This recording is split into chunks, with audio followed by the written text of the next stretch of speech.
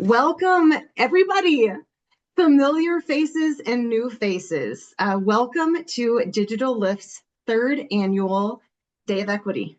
Back-to-back webinars about a variety of relevant and timely topics and continuing our ongoing conversations with you all. And we appreciate you so much for joining us. My name is Becca. You probably recognize me at this point, and I'm sorry that you have to see me again, but I'm happy to see you. We're very excited to jump into this session today. So without further ado, let me make just a couple of administrative announcements. The chat is open. If you have comments, questions, feedback, observations, please chat our co-host, Mohammed Mehdi. He will be tracking the chats and he will relay your questions and observations to our speakers today. And without further ado, who are our speakers today? First and foremost, we are delighted to have one of digitalLIFT's partners, Anna Gray from Prosumers International. We've worked very closely with her this year, and I would like to give more of a detailed description. Anna Gray is our primary presenter for this webinar. Anna is the executive director at Prosumers International. She holds a master's in education and is a certified mental health peer specialist and certified peer supervisor in the state of Texas. After dealing with life-interrupting mental health issues, she found meaning in mental health advocacy and recovery work. She has worked in the mental health field for 38 years.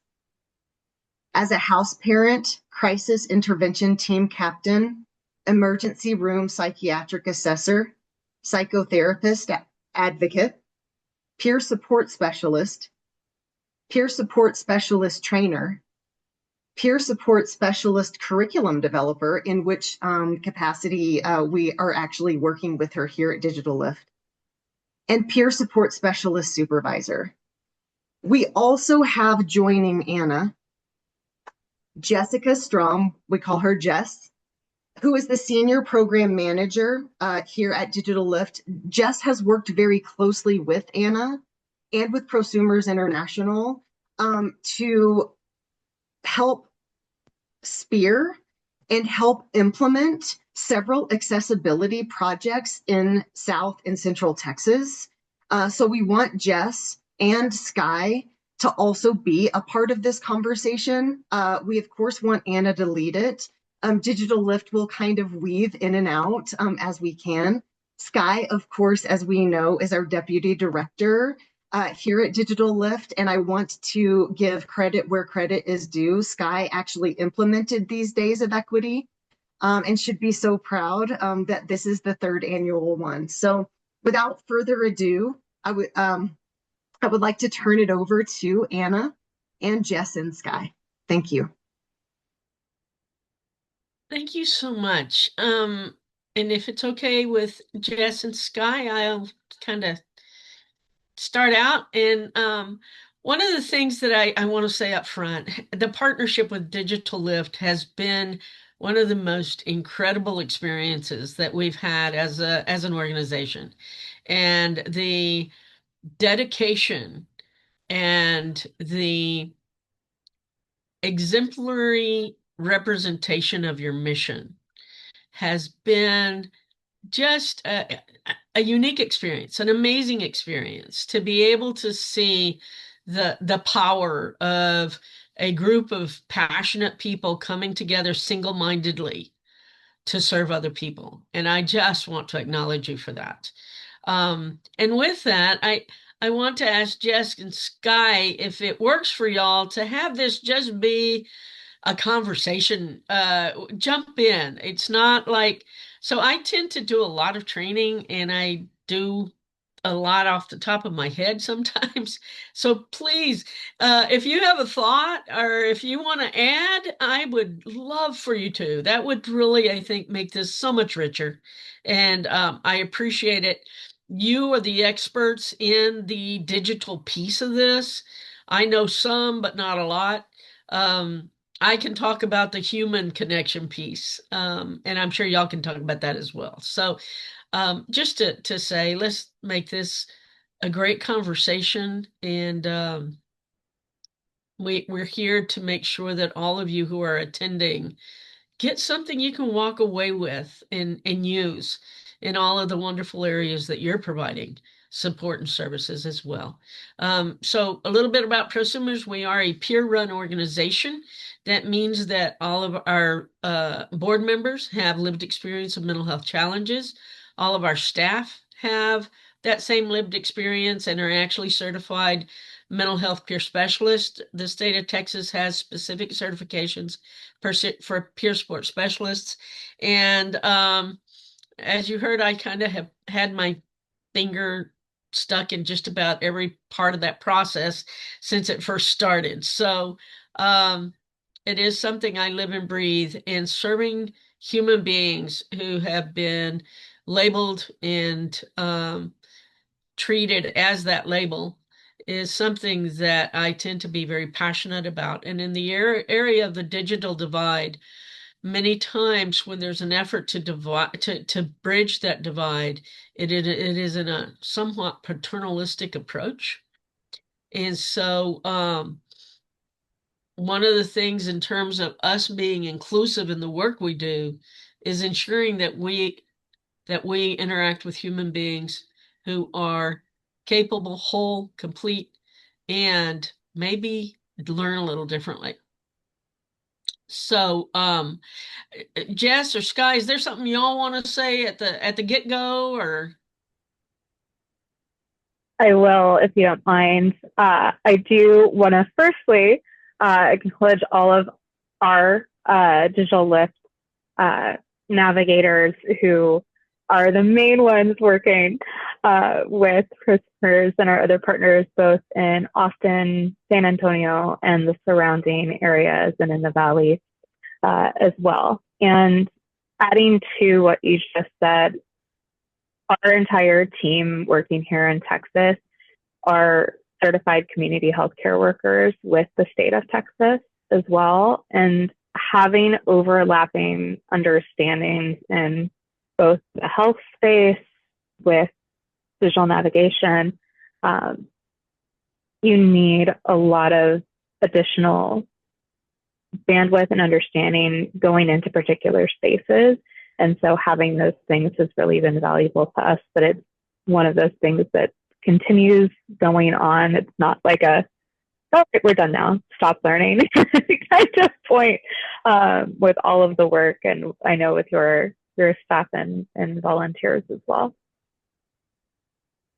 Thank you. And I am just here to support this conversation and really I will likely stay mostly in the background, but I do, of course, have a great deal of pride in working alongside of this incredible team and working with the great partners like your organization, Anna Prosumers, that we get the privilege of partnering with. You were so kind to share the words that you did, and they touched me deeply because I really do feel that we do all show up in unique ways, that in caring ways, and always professional, but really our work is centered in the heart, and so I'm glad to see that comes through. Absolutely, it does. It does. And it's in who you're being. So I just acknowledge that. People can talk all day long about who they are. Yeah. It's a whole different ballgame in terms of how they show up and who And they yes, I couldn't agree more. And I will add that I do show up to this call today, and not only as the deputy director, but as a neurodiverse human myself who also, lives with mental health challenges. And I raise a beautiful, beautiful child who is not a child anymore, about to be 18, who also is neurodiverse and deals with mental health challenges. So I'm very well versed in the conversation today, lived experienced anyway. Absolutely, absolutely. And there's a lot of wisdom in that. Yes. A lot of wisdom. Yeah, they always say we learn the hard way. Yes, yes, absolutely. So it's just an honor to be with all of you. And Jess and Sky, just thank y'all so much for just who you are. I mean, so from my perspective, having people who show up who are willing to be in this conversation is moving and validating. So for all of you, I just thank you for that. And we're gonna get us started here because we don't have a whole lot of time to maybe get some points in about how do we do this, right? How do we ensure that the work that we're doing, and in this case specifically, bridging that digital divide, how we do it in a way that is responsive to the needs of people who are differently abled, who for people who may have a variety of ways of learning or even needs for learning. And so just to give y'all an example of this, so our co-founder, Janet Palayo, is has lived experience of mental health issues. Her first hospitalization was 2 years long. She was told that she would never, ever live outside of an institutional setting because of the severity of her label. So long story short, she's currently the director of recovery-based services for Texas Council of Community Centers and represents all of the public mental health, local mental health authorities in Texas. And so, I don't think she got stuck in that hospital, but that was what was expected for her. But in the process of some of the stuff that she's been through and the results of some of the treatments that she had, she is now losing her eyesight. And so one of the things to maybe start the conversation with is that people are not monochromatic.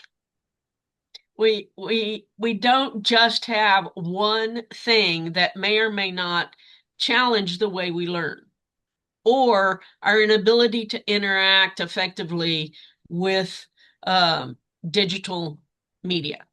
So one of the things, at one point I had seen if she'd come and share a little bit about her experience, but she's, she has that other job too as the director of recovery-based services, and she's currently on a call training people right now.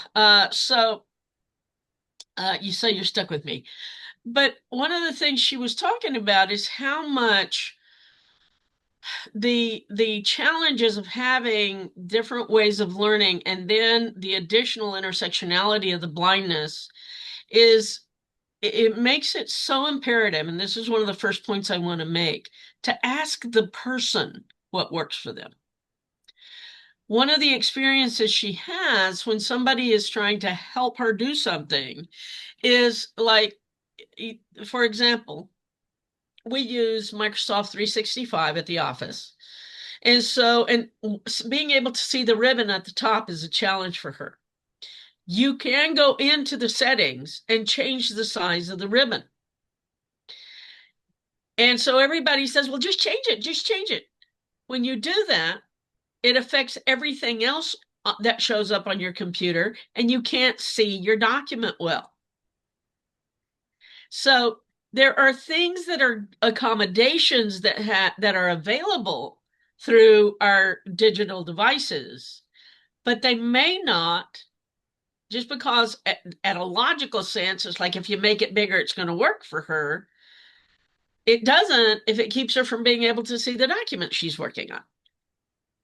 So and she has several different examples like that. The other is she also wanted me to share with you that it is that there are services for people, say, who are blind through the Texas Rehab, through the Texas Workforce Commission Rehab Division.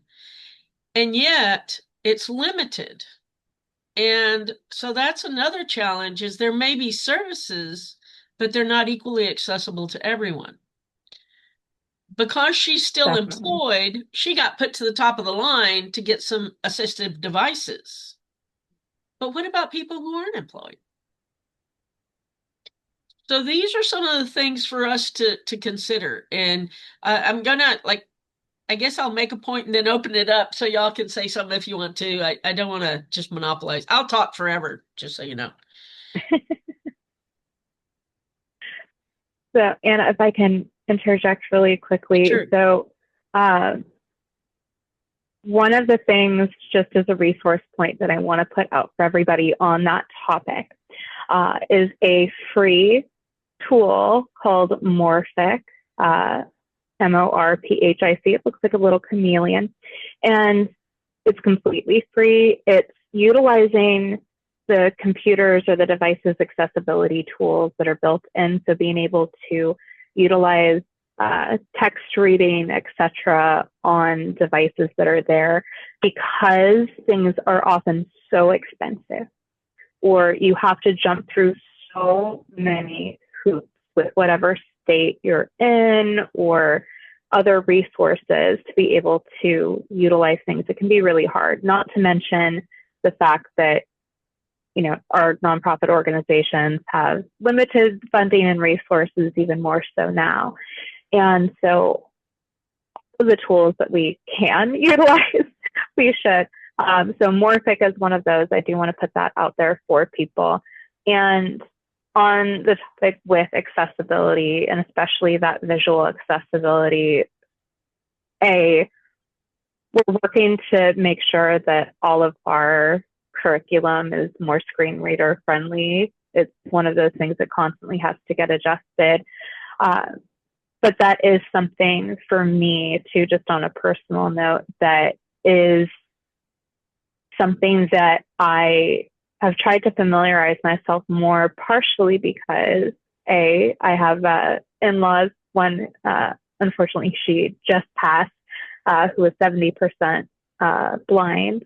And then myself, I'm a type 2 diabetic, and I've had a retinal tear. I have also had other issues with my eyes with that, which, being here in South Texas, especially, we have huge rates of diabetes type 1 and 2, and that can impact, you know, so many different things, but including other things that, like your eyes, and people don't necessarily take into account things that they may need later.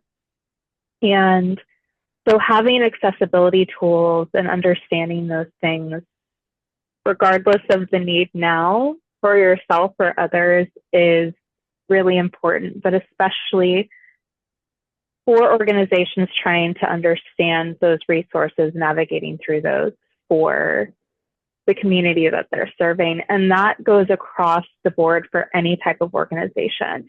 It doesn't matter if it is a church organization, a primarily health serving organization, a non-directly health related serving organization, anything.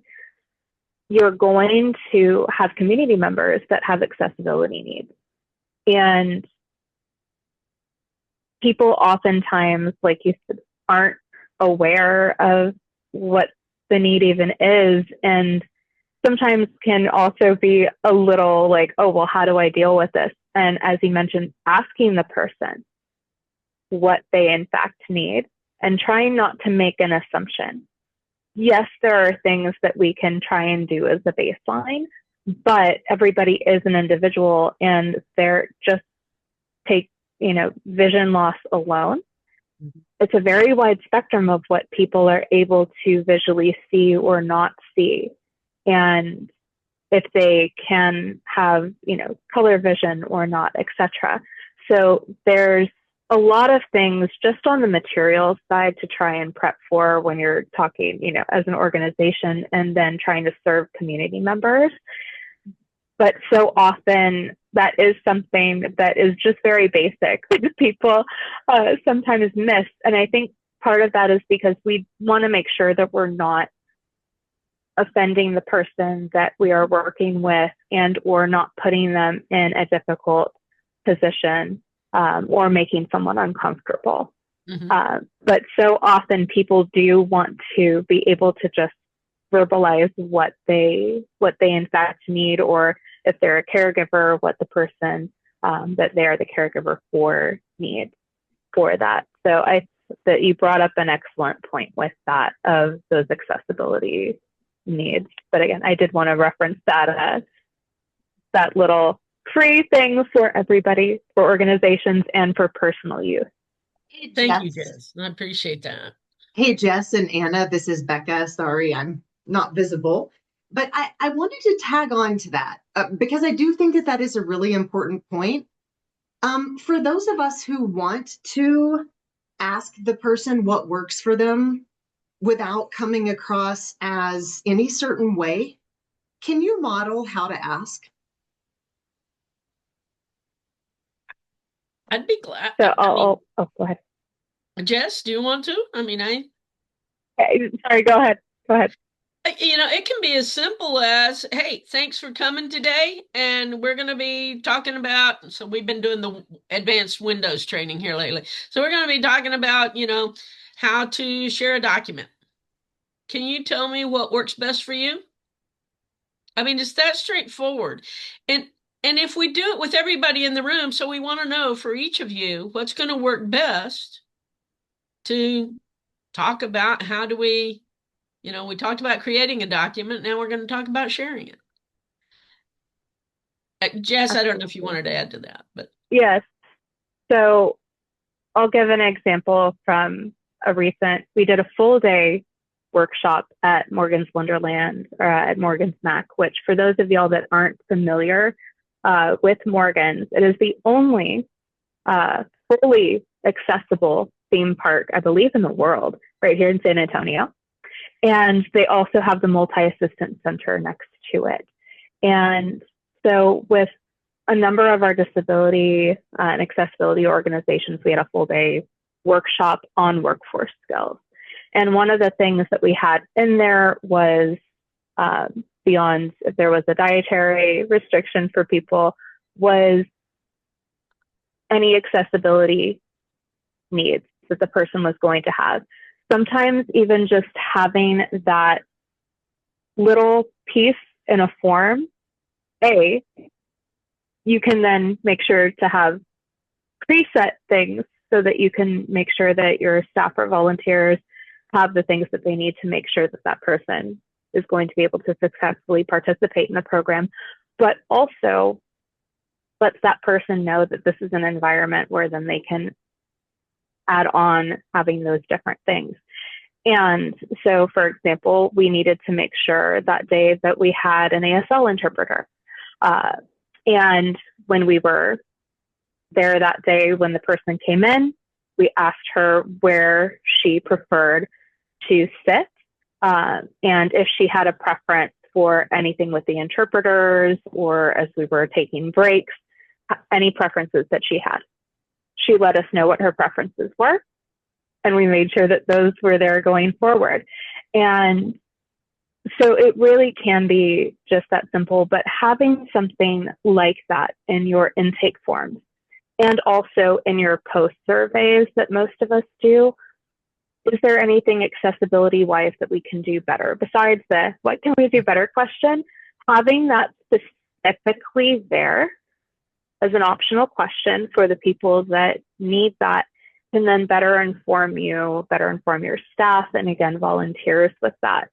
And then also, depending upon the programs, things like that you have, is there anything anybody needs beforehand?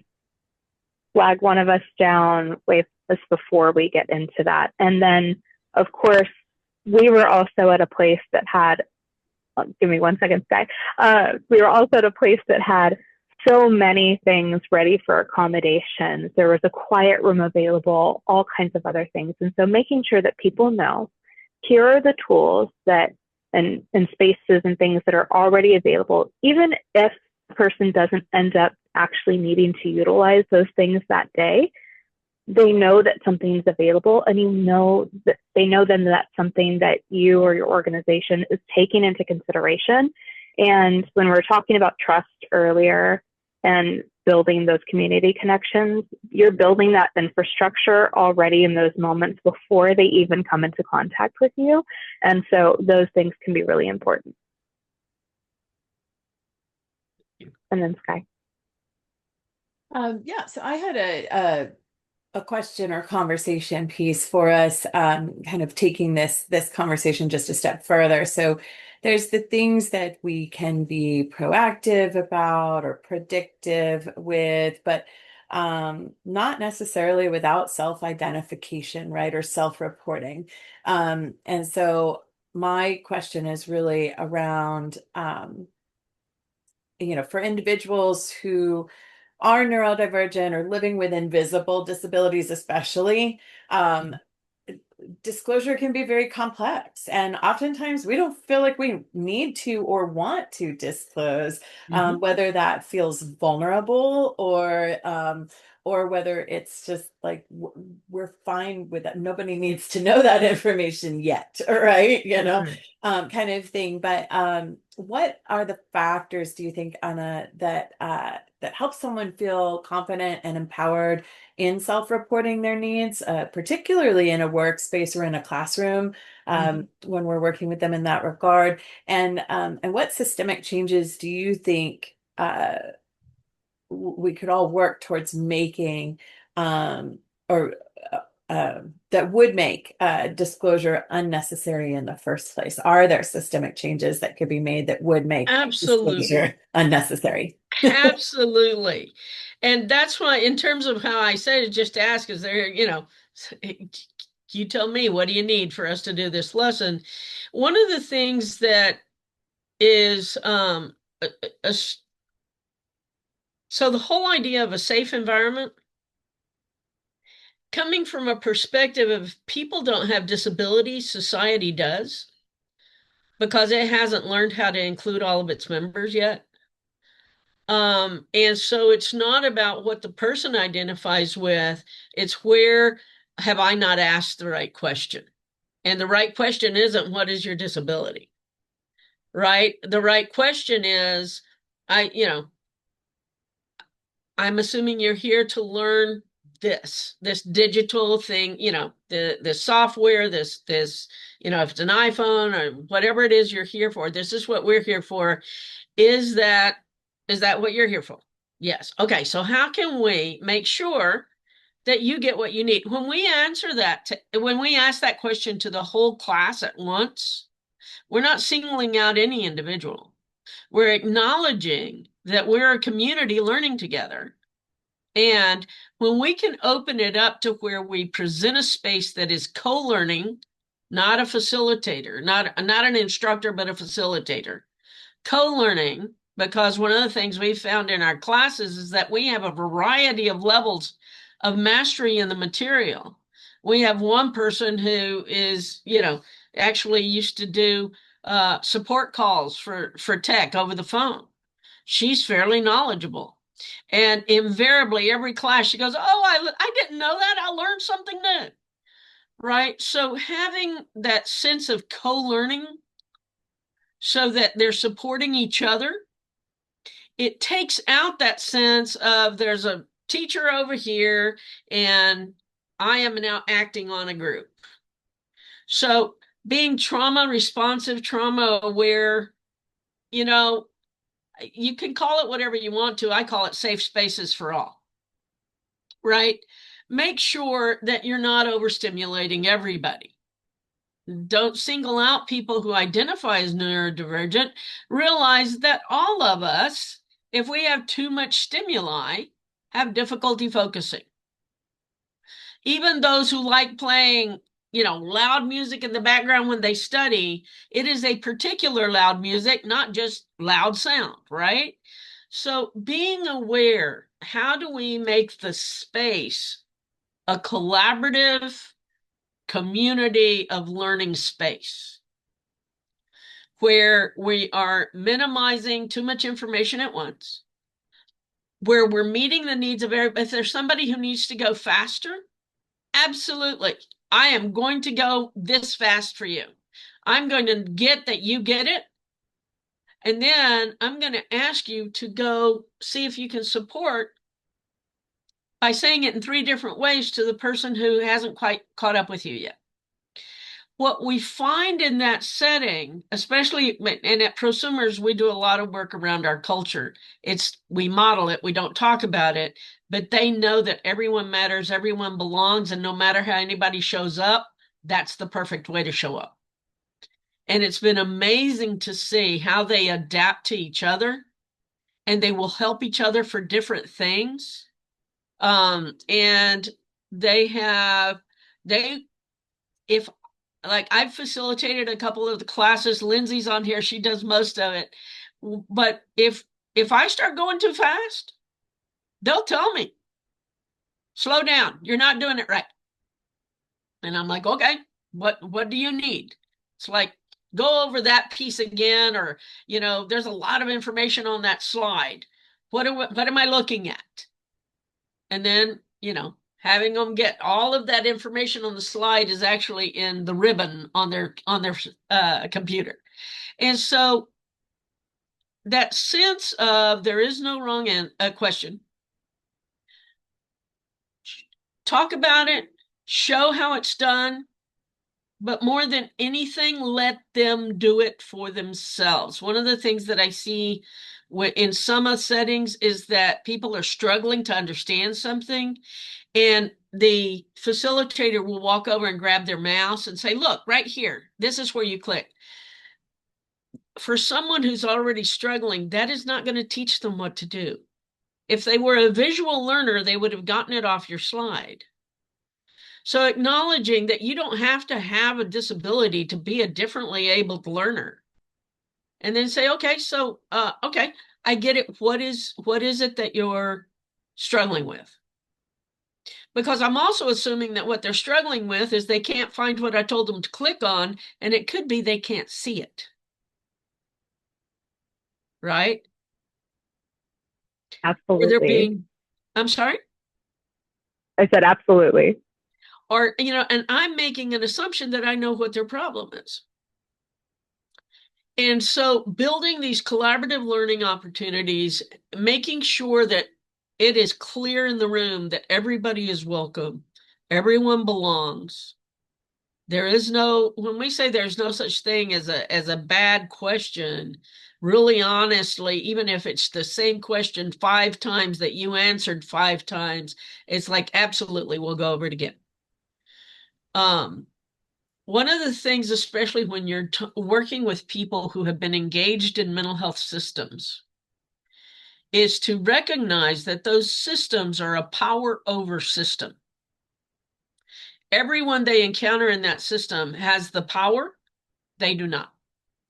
And they get constant messages about that, and about that they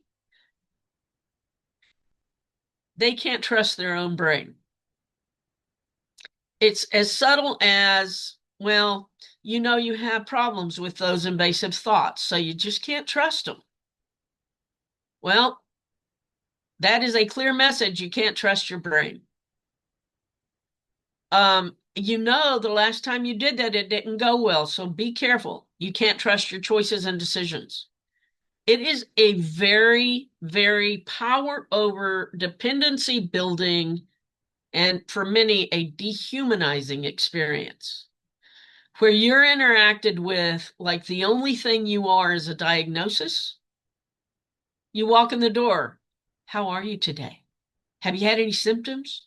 Are you having any side effects? Did you take your medications? It's like, well, let me tell you about my kids. They're doing good today. Thank you. That sense of, wait a minute, I'm a whole person. And so to make sure that our environments are inclusive of a whole person, are not power over, but are in fact a group of human beings together trying to achieve something they set out to achieve because they heard here's where they can achieve it. And as we begin to develop those spaces, one of the things that you will encounter is, as people begin to get, I belong here. One, they want to come back, not just because you're going to teach them good stuff about, digital learning and digital access, and you may give them an apparatus they can use. They want to come because now they belong. And you have begun to increase their sense of capacity. They start where the first few days they came, you thought, they're just not getting it. By the third or fourth day, they're teaching other people because now they can trust that their brain works. So that's one of the things, especially when you're dealing with people who have been in some oppressive systems. For folks who are neurodivergent, and I defer to Sky for a lot of this, but guess what? They're people. Ask what works for you. Does it work for you to draw what I just said? So let me get you pencil and paper so that you get it mapped in your brain. So when you look at the screen, you know what you're looking at. And it's not weird. How many of you doodled ever? Hello?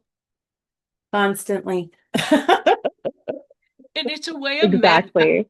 I have to map it out and then I can see it. Is there something you would want to add to that, Sky? And I'm not wanting to put you on the spot. No, not at all. No, you're absolutely right.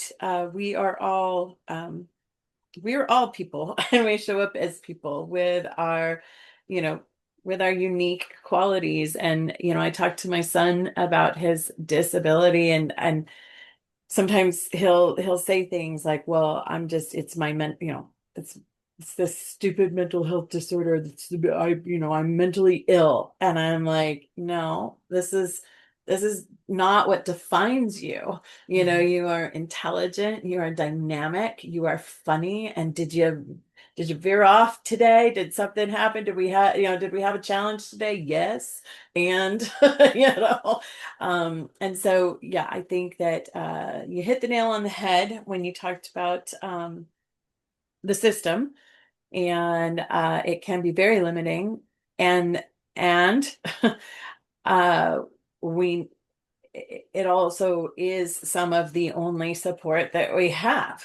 Absolutely. And so there's a lot to be learned there, right? It's not if it's come a long way, and it has a long way to go, to be Yeah. really, really well serving to the community. But it is critical and it is necessary when it's needed.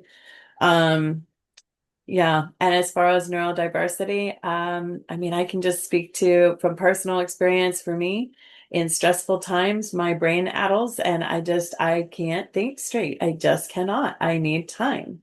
I need time. I need space. I need to be able to take a beat. And in stressful times, you're not able to take a beat. People are requiring you to move faster, go, and there are shifting priorities. And that is when I basically speak to my brain as being my brain on fire,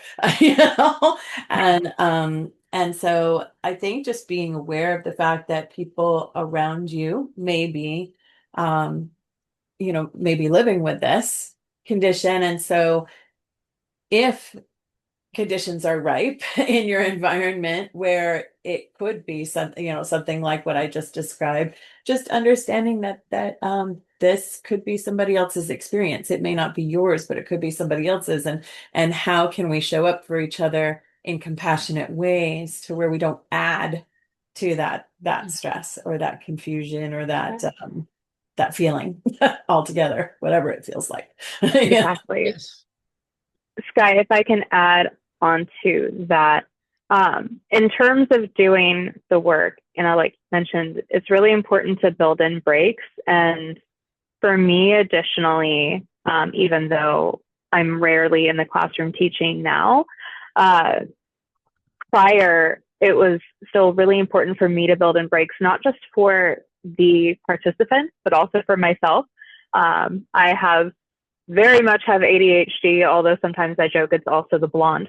But with that, building in those breaks, even if it's a 2-minute, like, hey, everybody take a quick bathroom break or what have you, you can reset as the instructor, but then you're also building in that time for participants. Additionally, and when you're talking about, as you touched on, making sure people are able to do that themselves and you're not taking over for them, taking them out, making sure that there's room for those questions. And our navigators do this well, and Ethan in particular does this really well, making sure that if someone's asking, hey, how do I do this? And we're not all the great and powerful, Oz. We do not know all. And so sometimes there's a thing of, oh, I actually not super familiar with that. Let's look at it. And so now you're both in learner and teaching mode and modeling mode with that, and being able to go, hey, let's look this up. Can you pull up Google and let's find this? Because not only are they then having that learning experience, you then get to see what the actual answer is yourself, and that'll help you remember that. But then they're able to pull that up. And when you're also being vulnerable and saying, I actually don't know, let's find out, you're creating, again, that safety space for people to be able to ask questions and feel comfortable. And if you're building just that as a really small baseline, then people can be even more comfortable than discussing and then even disclosing things later. And something with that as well, having worked at the Epilepsy Foundation in years past, one of the things within that community in particular, there's many comorbidities, co-diagnoses that also coincide with an epilepsy diagnosis. And people, not just in a work context, but in just a regular meeting interpersonal context, are often very concerned about that disclosure. But they're still also concerned about their physical safety. But because so oftentimes, especially here in the South, there can be negative stereotypes around that diagnosis. And so often people will still say that someone is possessed by something, which of course is not, medically accurate in any way, shape, or form. But something that I have done over the years, having worked in that space, all of our staff here is seizure first aid certified, which again, resource points, I'm always doing that. It is a free first aid certification. It can be done virtually or in person by anybody's local Epilepsy Foundation affiliate. And so that is free for all communities. So definitely encourage y'all to do that, because 1 in 26 people will have epilepsy or seizure at some point in their life. And by disclosing that oftentimes really early, whether that's when you're introducing yourself and talking qualifications on things with something, when you're talking to a new group, that's one of the things that I'll often mention, because there are so many people that don't feel that safety point. And so oftentimes then when they see, oh, okay, you're someone that's not then going to judge me or make some kind of wild accusation or, other things with that, people feel safer both knowing physically then they're safe and that someone knows what to do, but also that they're more emotionally safe with that. There's been many times over the years, both with current prior colleagues, that once they found out that that was my background, that then they disclosed to me that they had XYZ medical condition or epilepsy specifically, and that they were okay disclosing that because of that background. So regardless of what that training is, whether that's community healthcare worker or pick your thing. If you're disclosing some of that information up front when you're talking with a group or individual, having some of those other safety points and some of those other things can then, as we were talking about, feeling safe and comfortable in those environments can really help make a difference in building that trust with those things. It can. I mean, it's good to let people know that it Depends. is a safe space. Absolutely. I would say that there's a way of doing that in that Yeah. that we do not single out a group. So be careful that we're not Correct. saying, well, we have this accommodation for you and this accommodation, because we're othering people.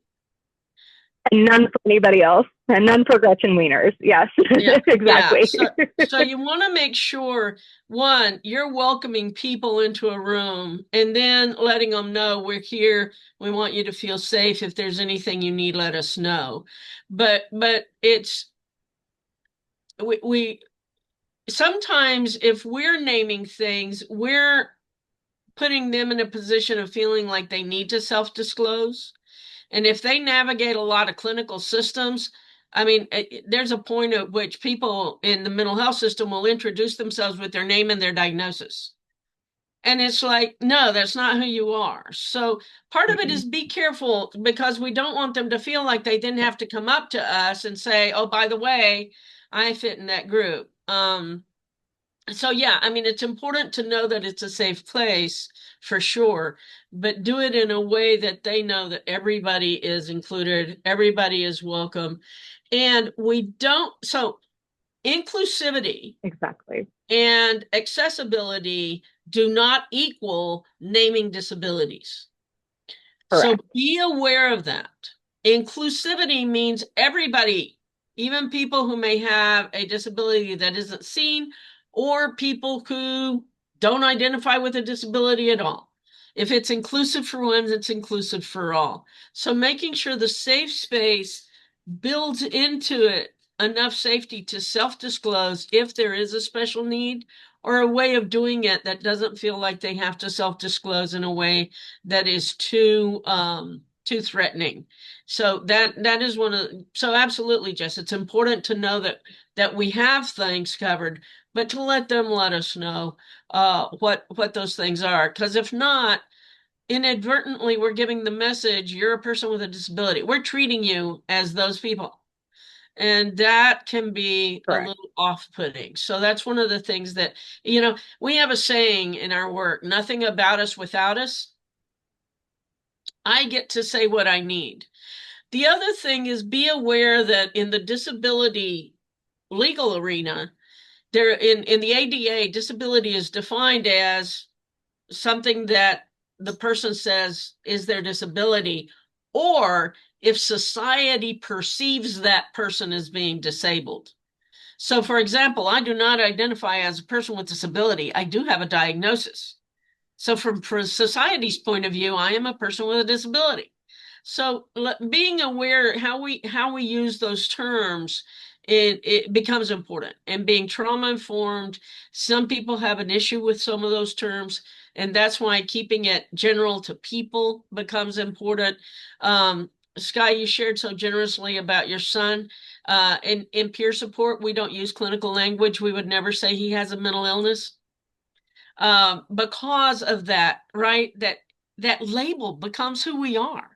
So I want to make sure that we have enough time for some of the questions. I know there's been some, so I'm gonna leave it at that. I have asked Becca to send y'all a handout that has a lot of information about some of these considerations that hopefully will be helpful.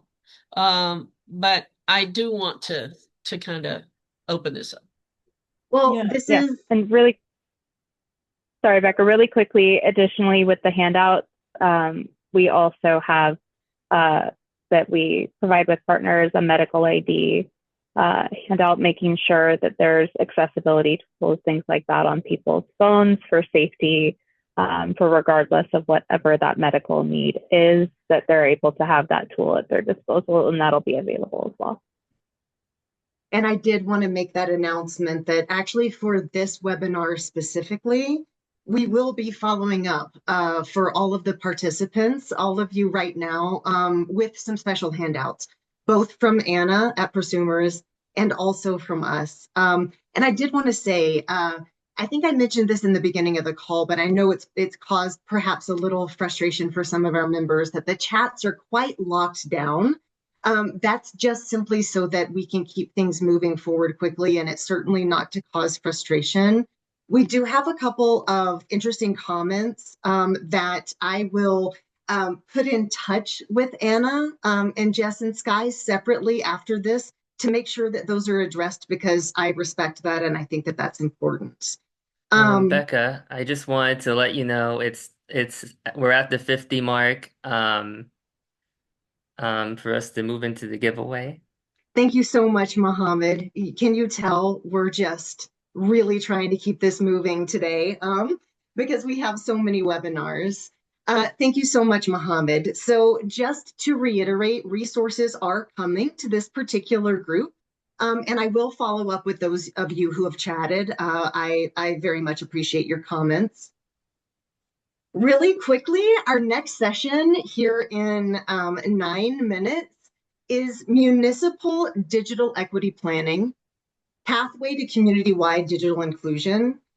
This is offered actually by a municipal planning expert who has some very relevant and timely ideas about how to address digital equity from the ground up in urban planning and in municipal planning.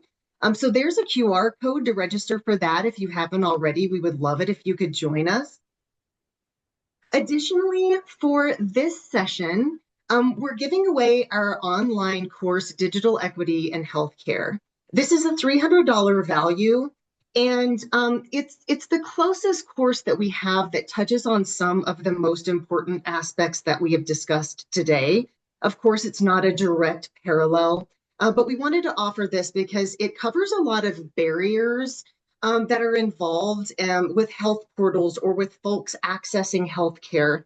It covers privacy concerns. It covers patient-centered learning, which touches on what we've talked about human-centered responses today, treating the person as a whole person, treating them as something more than a diagnosis, is a direct parallel to some of the material in this course. So what we're going to do early next week is we're going to, by email, we're going to follow up with the following individuals to give you access to this course for free.